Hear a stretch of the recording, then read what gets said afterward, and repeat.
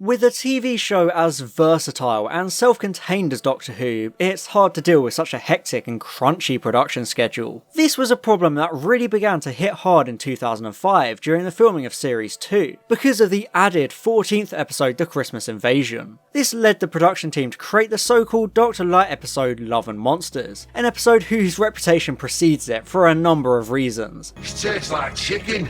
Overshadowing the experimental nature of taking the Doctor and the Companion out of the spotlight. However, when it came to 2008 Series 4, Russell T Davies wanted to further experiment with the concept, making both a Doctor Light and a new Companion Light episode, splitting the Doctor and Donna apart for episodes focusing on only one of the pair at a time. Originally, the Companion Light story would be Century House, where Donna watches the Doctor on an episode of Most Haunted, but Davies thought this would be too comedic right after Unicorn and the Wasp. Additionally, this Companion Light episode was set to be the 50th episode of the revived era of Doctor Who, so the writer decided to craft something truly special for the milestone, although sadly it didn't end up airing as such. The resulting story would become Midnight, with a first draft submitted mere days after commission. This bottle episode takes place entirely in a tourist shuttle, and sees a mysterious, impossible entity attack and manipulate the passengers into fear and chaos, providing a startling commentary on human nature and how people act in a crisis. Now, if you're familiar with this channel, you may know this is my favourite episode in the entire show. So let's take a deep dive into Midnight and explore why. Oh, I can't wait. And Ozzy. There's a certain succinctness Doctor Who cold opens need, and Midnight absolutely nails this by being short and to the point. It manages to show us so many different things in a simple minute, such as the deadly extonic sunlight, which is very important throughout. Firstly, we get that stunning shot of the Leisure Palace, nestled in this picturesque landscape. It's simply one of the best looking alien planets in the show, with these sparkling pillars of diamond. It's a really surreal visual, and it's immediately understandable why this is a top tourist destination. I think the music also communicates this tourism aspect superbly, because it's almost like elevator music, this frustratingly chirpy and calming yet repetitive jingle, the perfect kind of music to use to establish a place like this. I also love that this is simply a chill getaway for the Doctor and Donna. Because of the nature of Doctor Who, we rarely get to see the main characters just enjoying themselves on an alien planet. There's always some kind of emergency or alien attack going on, which sometimes makes you wonder why companions enjoy travelling at all. But here, we're just plonked into the middle of them holidaying on this planet. I do appreciate how they show the contrast between Donna and the Doctor. Donna just wants to have her spa day and relax because that's what holiday is for. But the Doctor can't resist adventure. Especially the 10th Doctor, who almost always has to be on his feet doing something, which in this case is going on a tour to see the Sapphire Waterfall. This is perfectly in line with the two characters and how they would react to this setting. But Donna's refusal to go with him also tells us that this will be a Companion Light episode, so it's an ingenious setup. Series 2 and 3 had made the Doctor Light episodes also Companion Light, but this time they switch up and have the Doctor all on his own, which is always a welcoming framing device. And yes, I know the effect shot is missing here, but that's common knowledge. I do like how the Doctor effectively jinxes himself, kind of a wink and a nudge to their horrible track record of avoiding incident. Taking a big space truck with a bunch of strangers across a diamond planet called Midnight? What could possibly go wrong? If you've ever had the pleasure of travelling abroad, you'll know the pain of boarding a flight. It takes ages, the seats are uncomfortable, you're bombarded with noise. It's a bit of a nightmare. Clearly, Russell T Davies also considers it a nightmare, because there's that great joke as the hostess hands the Doctor a million different complimentary items to hold. It's these kinds of moments illustrate why I love Davies as a writer. Most of his jokes aren't very subtle, and they're a bit over the top, but then you get ones like these. Snappy, understated moments that last just long enough to be funny and satirise real minor issues that only us picky British people can relate to because we complain about everything. There's so much faff to travelling, and this is a good joke to address that, including this wonderful moment. And complimentary peanuts. I must warn you, some products may contain nuts.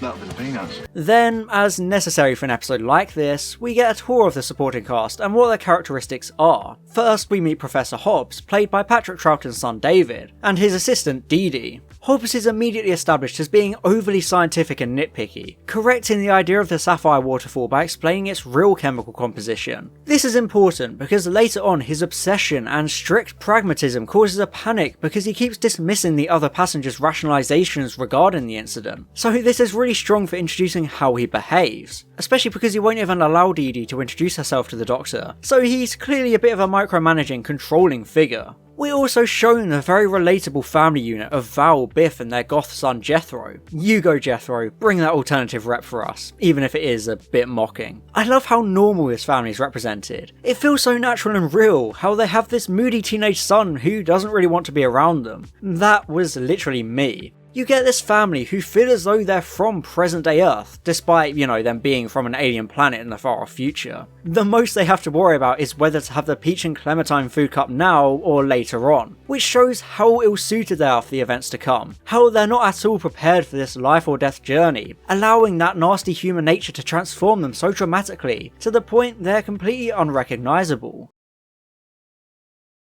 The tourism and aeroplane commentary continues as the hostess gives the same spiel she probably has to give every single day and hates to do it. Even if you love your job, there's always a sense of repetition you dislike. Having to do the same things at the same time, and sometimes you talk through gritted teeth because it's the millionth time you've done this. Wait, what am I doing on screen? There's a certain forced delivery that I like about this speech, which was also present when giving the passengers all the complimentary goods. This is all important information for her to tell the people on board, but it's so clearly rehearsed. Even her jokes seem like something she's been told to say every time, so I think it adds a lot to that feeling of being on a plane, with the whole hand-waving thing you always have to watch. Good old driver Joe then hops on the intercom to explain a diversion to their route, which I think ends up going to show how powerful normal decisions can be. If they had taken a different route, they probably would have got there and back again without anything going wrong. But because they choose to go this specific route, this passage no one has ever gone before, that's what causes the incident and the deaths. Everything being traced back to one simple decision of going left or going right. Sounds thematically important, but I don't know why. Why does that sound familiar? The hostess then bombards the passengers with entertainment, which understandably overwhelms them because there's too much going on. I think this is another way to show that frustration of flying. You have someone next to you with no regard for personal space, someone in front of you snoring, and a kid behind you kicking your chair for hours on end. It's annoying and makes the experience miserable, which this entertainment overload parodies. Almost nobody on the shuttle is enjoying all of this noise and light, and it just seems set up to make the journey worse for everyone. So the Doctor sabotaging it is a nice touch to kind of sum up the character in a very low-key way, helping random people out in small ways no matter where they go. Well, that's a mercy. And then, because there's nothing to do, they have to resort to something truly desperate. Suppose we'll have to have a conversation? Oh no, wait, sorry, wrong clip. Tell you what, we'll have to talk to each other instead.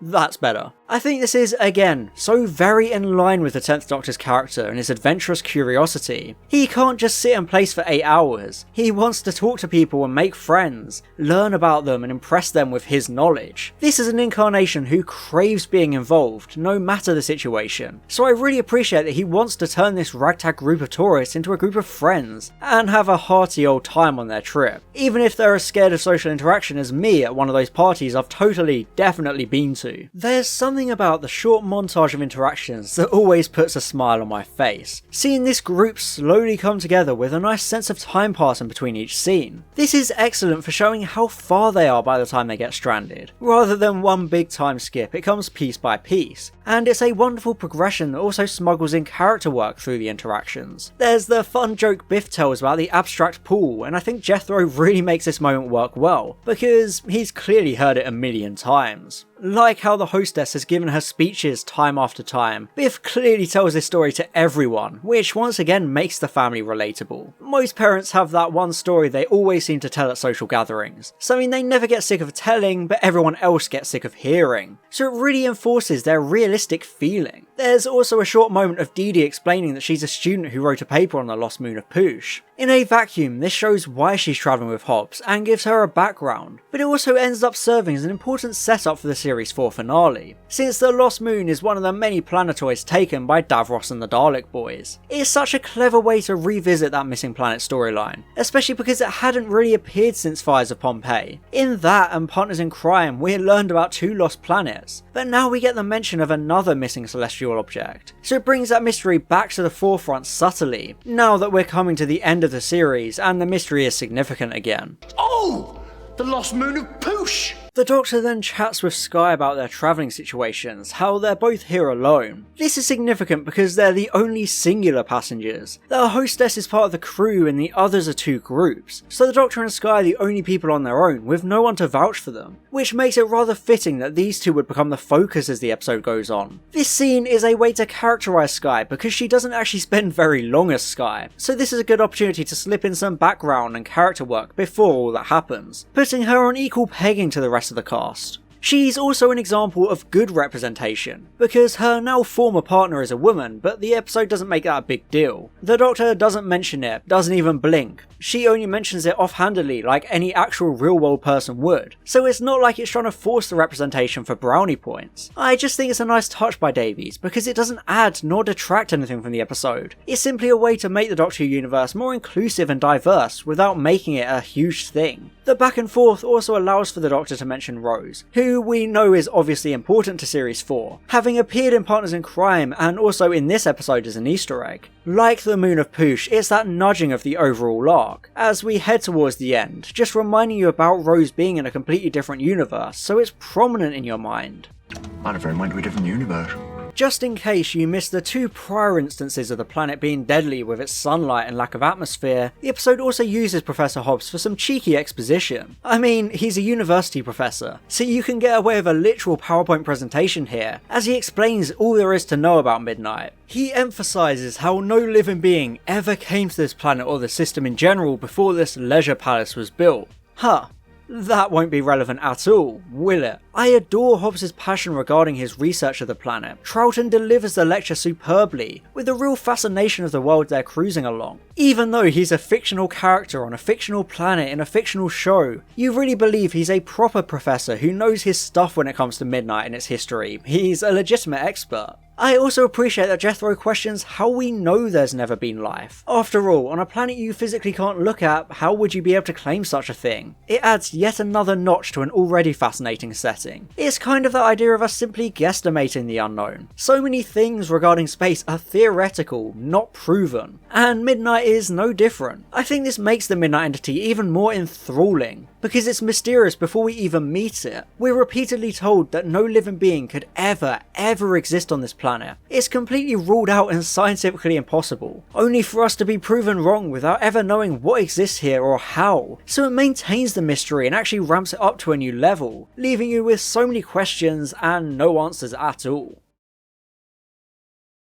The shuttle then stops out of nowhere, which immediately sends a stab of panic into the crowd because it's so unexpected. And as I said, Hobbs makes it worse with his claims that Crusader vehicles never stop. This is an underrated way to create a gripping sense of tension. It's such an innocent thing to say, but the ripples last for the entire episode. People know he's the expert because of how many trips he's had to the waterfall, so they believe him that this shouldn't be happening. You can instantly tell the shift in the air as the characters start to panic, all because of Hobbs and his stubborn insistence that this is a bad thing. The crowd control immediately fails because the crowd is already lost. There's no way to regain that comfort and trust anymore. The situation is spiralling and the Doctor knows it too, because of the hostess's flimsy claims of stabilising the engines. I just love how this kickstarts the claustrophobic intensity. It's kind of like turbulence on a plane. You know it's nothing to be afraid of, but when it happens there's still that little voice in the back of your head telling you there's something going wrong, even when it's clear that it isn't. Even though they're right to be worried because something has gone wrong, it is that little voice making everything worse and causing the psychological horror that makes up the bulk of the story. Everything dominoes from simple statements like this, and it immediately brings out the worst in people. They never stop. Well, evidently we have stopped, so there's no point in denying it.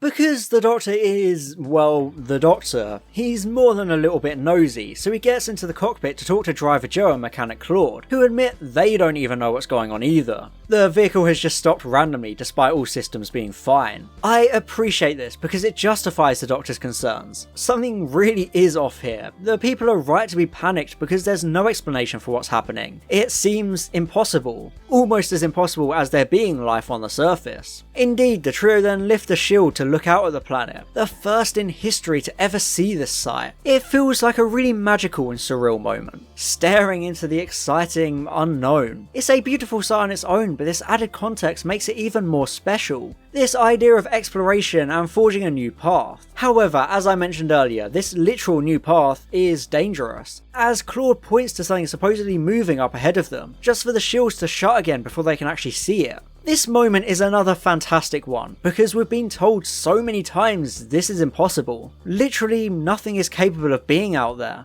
But Claude sees something twice and it's coming towards them, transforming this beautiful sight into something scary. That wonder of the unknown being turned into the terror of the unknown, all with a simple pointing of a finger and scintillating musical cue. I appreciate that the Doctor embraces this and doesn't dismiss it. Because he's the Doctor, he knows the impossible is possible, so he knows Claude wouldn't exactly make this up, especially with how panicked the young mechanic is. There's definitely something out there, and thanks to the superb setup, we know it's time to really worry. Just like those widespread life signs without people in Silence in the Library, the horror comes from the obvious lie of the apparent absence of anything.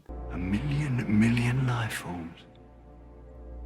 And silence in the library. And then that domino effect comes in full force. It just so happens that Dee Dee also knows the engines don't need stabilising, which Jethro hears. So the Doctor tries to handwave it away just for Hobbs to loudly ask if they have enough air, which Val and Biff start panicking about, causing everything to descend into a frenzy, all from one simple sentence. It shows how delicate it is to keep a crowd of people under control in a situation like this. How you really need to keep things vague, but can't allow people to speculate, because that's the real kicker. It's the idea of moral panic. Misinformation accidentally kickstarting widespread fear, no matter the original intent. However, because the Doctor can't seem to catch a break in this episode, just as he's calmed everyone down, there's suddenly a mysterious banging from outside, causing another, more justified panic among the characters. Because, after all, there's no way anything could be out there. This scene is scored beautifully because the music slowly builds, coinciding with the banging to create a wonderfully sinister and intense soundscape, furthering this oppressive feeling. It almost makes it like a base under siege, these characters trapped inside as something tries to get to them. There's a raw panic to it all, a true sense of ugly fear. These are normal, innocent people who just wanted to go sightseeing, but now they're suddenly being menaced by the unknown, the impossible.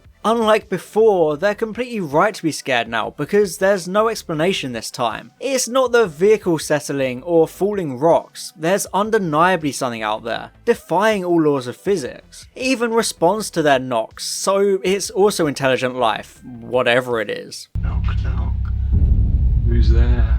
I think it's notable that Skye naturally ends up standing distant from the rest of the group. This was always there. She kept to herself from the beginning and didn't really get involved in the interactions. But when she starts getting paranoid, you notice she's already split from the others. I do think her paranoia here is wonderful. She's more scared than the others and starts throwing out accusations and blaming the other passengers, trying to project her own fear and insecurities on them. She essentially isolates herself and makes herself an outsider, becoming the most animated and vulnerable, so it's no surprise the entity targets her. Which Jethro later points out because he's a good lad with a big brain. After everyone recovers from the sudden explosive impact on the truck, they're plunged into darkness and have to rely on torchlight, which gives it a very strong horror atmosphere. As the previous story had established, we're all afraid of the dark deep down. It's a natural instinct. Although there are no Vashta Narada this time, only human psychology and personal evil. Not only do they have to deal with this darkness, they also find out the cockpit has been ripped clean off by whatever was out there. So poor Driver Joe and Claude are gone, reduced to atoms. I think this immediately ups the stakes because whatever was out there is unimaginably strong and highly dangerous. So they really do need to fear it. If this is how it kills the drivers, there's no knowing what it's capable of doing to each and every one of them. Jethro, who is probably the smartest of the bunch, suggests that the entity has possessed Skye because it was heading towards her and now she's all curled up and frozen in place. A really creepy visual thanks to the shadows on the wall. When she does turn around, she immediately feels alien with such unnatural head movements and a strange blank look on her face. It's a stark contrast to her earlier self because there's a coldness which is again helped by this lighting. The mimicry is startling and uncomfortable to watch because it feels so wrong. No matter who says what, Skye repeats it all in nearly the exact same tempo, the only difference being the constant monotone voice she talks in. Kinda like me then. Aliens based on mimicry are nothing original, but this is a unique and creative spin on the formula, having her merely repeat every line instead of physical mimicry like shape-shifting. It's like when someone is trying to annoy you by copying everything you say, except this is so chilling, especially because she perfectly repeats no matter how hard you try to throw her off. I like that the Doctor realises it's some kind of learning, absorbing these words and learning by repeating them back. We don't know what the entity's motivations are, so the Doctor simply wants to understand, but he can't. He is as lost as everyone else is.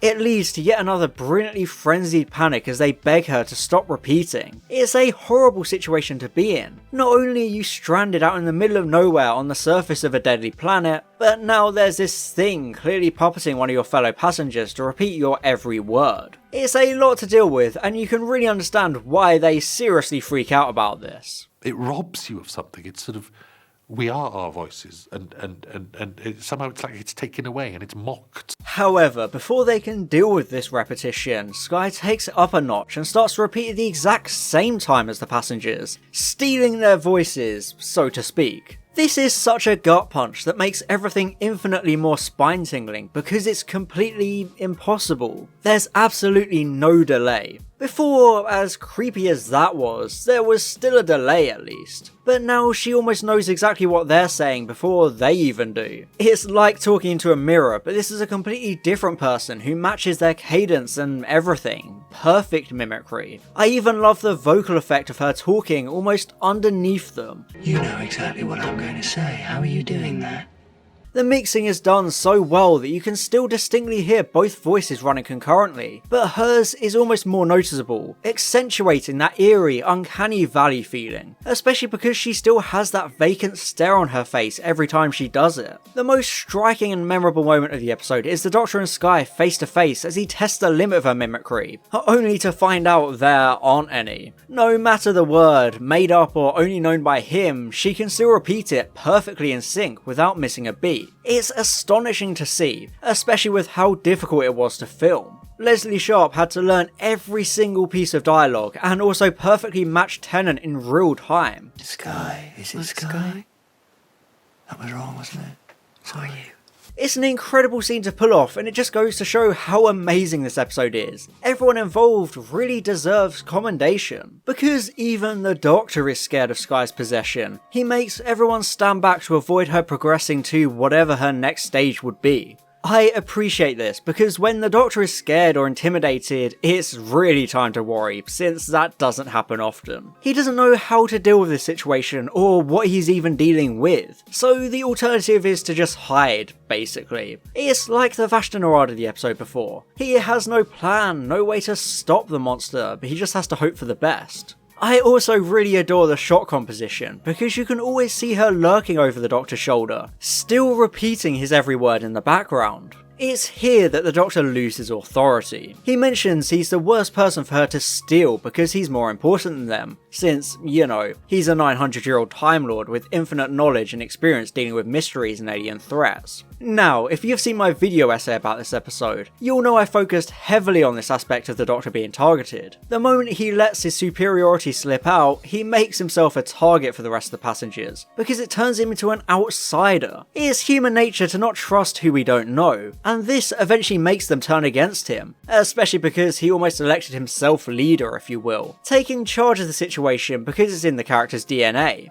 He expects the humans to be more logical and not as emotional as they are, so his failure to understand the humanity of the crisis is what puts him under fire. All the speeches normally win people over, and they don't work. And they don't work because someone else is saying it as well, behind him. This control over the group further slips when the hostess comes out of nowhere to suggest throwing Skye out because she killed Jo and Claude, and they could be next. I do think it's interesting that she says to look at Skye's eyes, because her eyes are actually pretty blank. It's essentially the hostess projecting her fears onto Skye and seeing what she wants to see, forming her own narrative. It does later turn out the entity indeed wants to kill more, and the hostess is right to throw her out. But her initial willingness to do so comes from her own fear rather than any clear intent by Skye. It revisits that moral panic I mentioned with the air supply. All it takes is one sudden outburst from the hostess and all the characters immediately start to agree and justify it. One simple threat of throwing Skye out becomes a genuine possibility now that they're convincing themselves to do it. It's that human ugliness residing deep within all of us. We find it so easy to make a snap decision like this and jump on the bandwagon someone else started. After all, if it fails, we just throw the leader under the bus. People never want to take responsibility, so it becomes a case of being the loudest in the room, the passengers wanting to kill her and the doctor protesting because she's a new form of life. You see it when he challenges whether they'll actually bring themselves to kill her. They all go quiet as if they're realising how they're behaving, but as soon as the hostess says she would, they all pipe back up again to agree. Like I said, bandwagon. And guess who's the only one not to say they'd kill her? That's right, my boy Jethro. He's a good lad.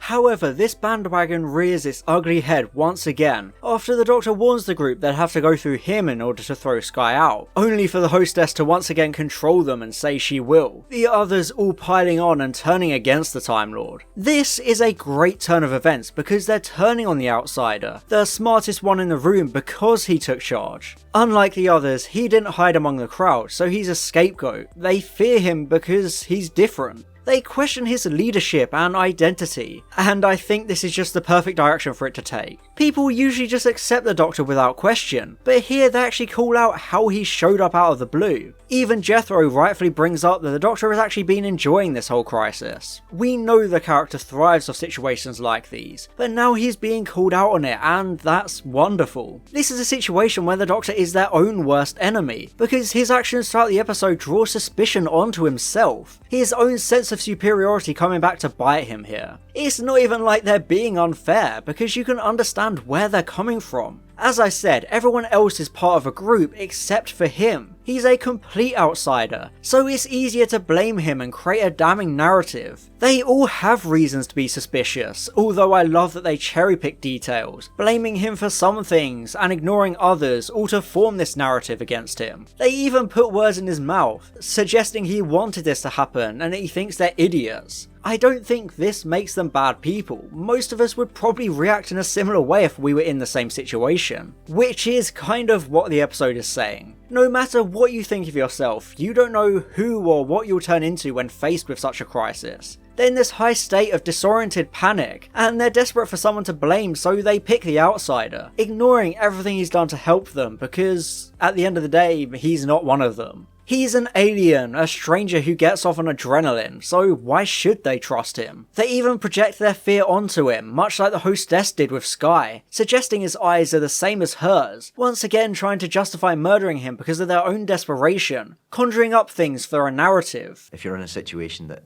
scares the living daylights out of you, you're going to look for an explanation, and then you're going to look for someone to blame. This sudden bombardment of questions and accusations makes the Doctor incredibly scared, and he starts to back away from the others, cast out of the group essentially. I think this is similar to how Skye was possessed, becoming the most vulnerable and being split away. Here, the passengers are all emboldened with this unity against the Doctor, but he's scared and isolated, making him the perfect prey for the entity, which is indeed what happens, because she starts to only repeat when he talks. This is the entity using their tribalism against them. It knows it can target him now because they don't trust him. That whole time it was observing and analysing. It saw how they turned against him, so it can throw the blame onto him and get him killed instead. You can imagine it would keep doing this one by one until they all die, constantly weaponising their paranoia by justifying it in a vicious circle. Not only is it doing this, it also knows he's the only level-headed one, the only one who can stand in its way, so by taking his voice and getting him thrown out, it basically wins because the others are too indecisive. It watched him take command and try to reason with the others. It knows he's the smartest in the room, so that's why it goes for him. It's amazing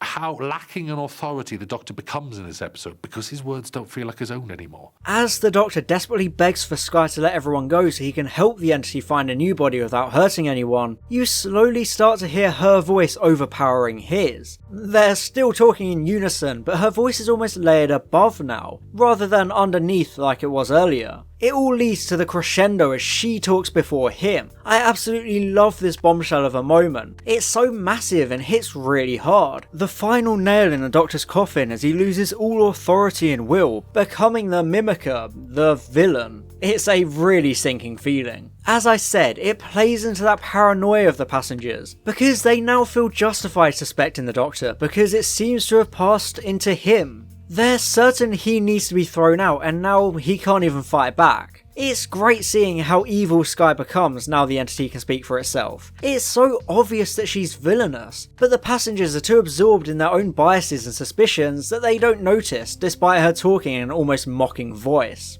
As a viewer, it's obvious this is still the entity because of how she's acting, so it creates a frustratingly beautiful sense of dramatic irony. You almost end up shouting at the screen as if you can get through to the passengers, but you can't, which I really appreciate. She's playing them like a fiddle without even disguising it. The entity knows exactly how to work the room, and I love the framing. The lighting literally putting a spotlight on her as the others are shrouded in darkness. There's a focus on her and it almost shows how she's acting like some kind of angel now. Someone who couldn't possibly be evil because everyone blindly trusts her now. I really like that Skye monologues the entity's plans and motivations as if they're the Doctor's. It's a unique spin on the traditional villain speech, because she's using it to literally put words in his mouth and drive them further towards ejecting him. She's egging them on in a way, like a twisted contrast to the Doctor. He commanded them all, trying to keep everyone calm and stop them making any rash decisions. But here, Skye's commanding them into organised chaos, pointing them at the Doctor and shooting, encouraging them to make these rash decisions, all with her at the centre of the group. This angelic light making her so important. I do want to give Dee Dee credit because she notices what Skye is doing. She can see Skye's the one saying these things, the Doctor is merely repeating. As I said, to the audience it's obvious, but everyone else has confirmation bias because they want it to be the Doctor. It's only Dee Dee and the hostess who can admit they're wrong and see it's still Skye, but the tribalism is too solidified for the others. They can't convince the other four no matter what they say. Val even starts up a bandwagon of claiming she physically saw the shift in possession, causing Biff and the Professor to back her, pressuring Jethro to reluctantly agree because they have this herd mentality. This bandwagon where misinformation can spread like wildfire and become law.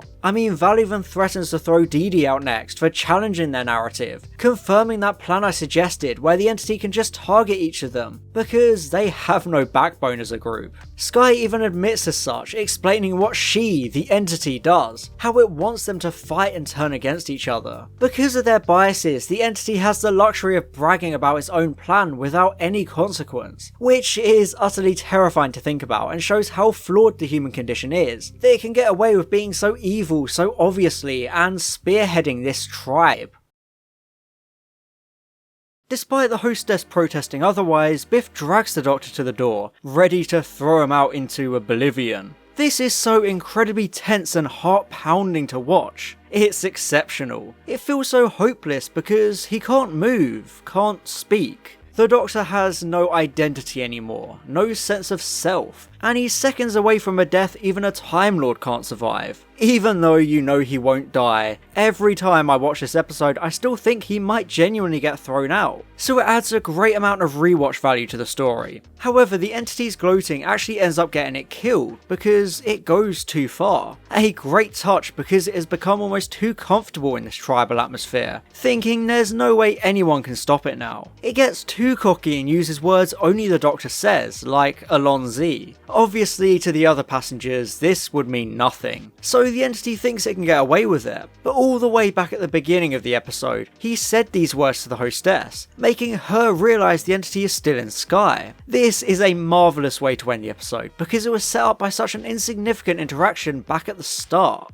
It goes to show how meaningful such simple conversations can be, because when you really boil it down, the Doctor's life is saved thanks to a conversation about peanuts, which you never saw coming at the beginning, did you? It's a clever resolution to the story and feels like a brilliant, exciting climax in an episode without much action. Something very difficult to pull off with a story like this, because it's all about the characters and interactions rather than big set pieces. It really feels like a big relief when the Doctor is saved, but it's also deeply tragic because it comes at the expense of the hostess, yet another person to sacrifice themselves for him. All the tension is dispelled and the characters are just left there in an awkward silence. It's a mutilated victory, and you can see the toll it has had on everyone. All of them shrinking into themselves on the verge of breaking down. You truly get the sense that none of these people are going to be the same after this. This has had a profound impact on them, and you know they're going to reevaluate their lives and relationships after what they've been through. It's all shown through silence and non-verbal acting, which is what makes it so hard-hitting in my opinion, feeling like a very realistic aftermath. It's also a brilliant touch that Val tries to have one final word by claiming she always said it was Skye, even though the Doctor and the audience know she's lying through her teeth to make herself feel better, so he just gives such a venomous and disgusted look in return. She was one of the loudest, constantly pushing to get people thrown out, even threatening Dee Dee. I love this character touch because it presents that bandwagoning one final time. How Val is desperate to absolve herself of responsibility and pretend she was right all along, not even able to admit she was wrong. Again, it's part of the human condition, which is what scares the Doctor above all else. He saw how easily our species is controlled by our fear of the unknown, and how far we'll go to escape it. He loves our race so deeply, but I don't think any other episode makes him fear us as much as this one does. He also asks what the hostess's name was, only for nobody to know because nobody took the time to ask her. It's one final brutal twist of the knife. So often we take people in the hospitality industry for granted. It's easy to ignore the fact these people are like us. I think it's quite fitting that the person who saved the day was a nameless hero, but it wasn't the Doctor. I've got nothing really to analyse about that, I just think it's interesting. The hostess.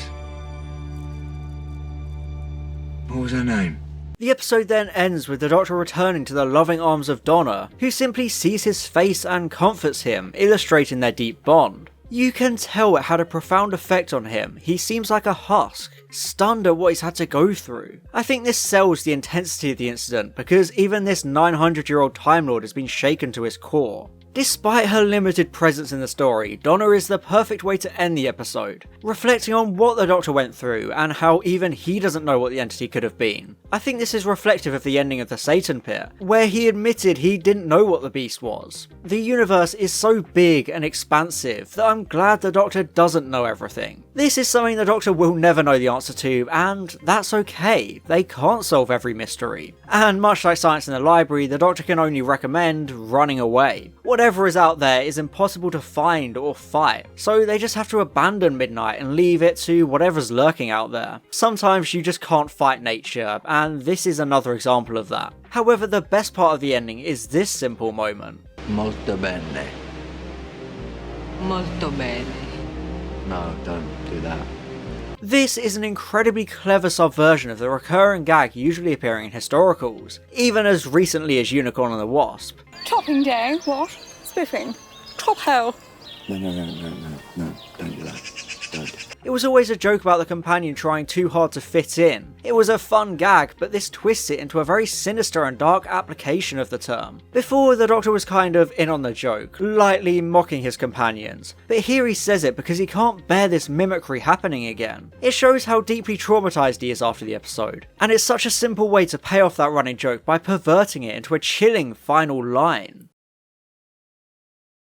If you've made it this far and still haven't worked it out, Midnight is by far my favourite episode of Doctor Who. It's a perfectly tense episode that crafts an extremely claustrophobic story of human horror and psychological torment. It's one of those bottle episodes where you completely forget about there only being one location, because the character work and intensity is so utterly masterful and simply magnificent to experience. The cast feel defined and play important roles in the crisis. You hate almost all of them by the end, but you can understand and sympathise with their decision making. You can chart their descent into chaos. One of the most underrated characters is Jethro, possibly the most rational person in the episode, always making astute observations, even if it's at the Doctor's expense. Midnight is one of those perfect Doctor Who episodes in my opinion. The setting is incredible sci-fi, a beautiful yet inhospitable world realised so well by the visual effects. The acting is all on point, especially Leslie Sharp, who had to go above and beyond by learning almost the entire script and speaking in sync. Murray Gold's score and Alice Troughton's direction combine to provide such an oppressive feeling. Again, if there's any doubt, this episode gets a sparkling S rank on the Series 4 tier list. It's an episode I can rewatch constantly, and every single time I experience the same thrilling emotions as if I've never watched it before. It continues to experiment with the format of the show, giving the Doctor a spotlight of his own without the companion, which makes the adventure seem real because they don't always do everything together. Russell T Davies' script is an absolute banger, and the Midnight Entity is the most mysterious monster in the show's history, something truly unforgettable that preys on our fear of the unknown. All the horror coming from mere implication as to its true nature. But the real monster is our own fear, the biting paranoia of the passengers, which is a great use of the supporting cast. I simply cannot state how much I love this episode in every single aspect of it.